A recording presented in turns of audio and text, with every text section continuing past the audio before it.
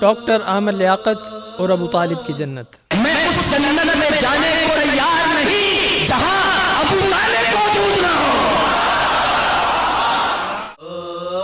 ناظرین محترم، ڈاکٹر عامر لیاقت حسین مشہور مذہبی اسکالر اور معروف اینکر پرسن ہیں۔ دیگر شیعہ لوگوں کی طرح ان کا نظریہ بھی یہی ہے کہ ابو طالب نہ صرف مسلمان تھے بلکہ ایمان کو بانٹنے والے اور تقسیم کرنے والے تھے۔ آئیے قرآن اور حدیث اور اہل علم کی آراء کی روشنی میں اس عقیدے کا جائزہ لیتے ہیں۔ اہل سنت والجماعت کا عقیدہ ہے کہ ابو طالب مشرف با اسلام نہیں ہوئے اور ان کی موت حالت کفر میں ہوئی۔ مفسرین کا اجماع ہے کہ سورہ قصص کی آیت نمبر 56 ابو طالب کے بارے میں نازل ہوئی۔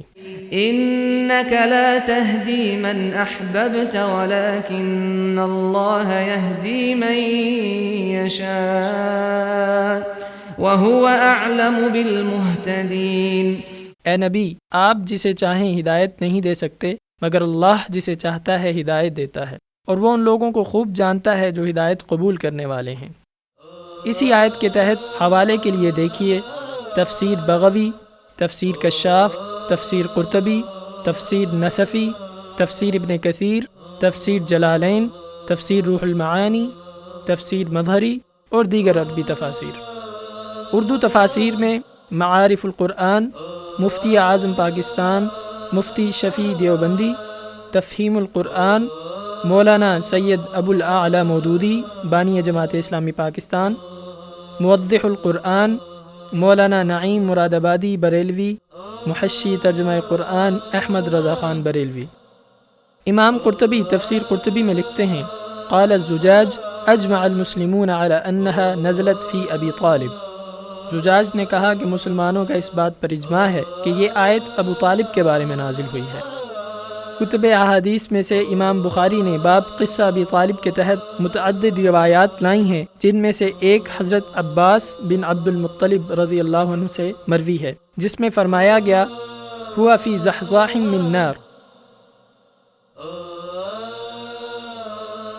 جبکہ امام مسلم صحیح مسلم میں روایت لائے ہیں عن ابی ہریرہ رضی اللہ عنہ قال رسول اللہ صلی اللہ علیہ وسلم لعمه عند الموت قل لا الہ الا اللہ اشہد لک بها یوم القیامہ فابا فانزل اللہ انک لا تہدی من احببت۔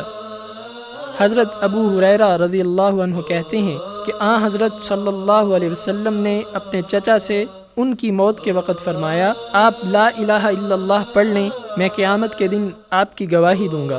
ابو طالب نے انکار کر دیا، جس پر اللہ تعالیٰ نے آیت انک لا تہدی من احببت نازل فرمائی۔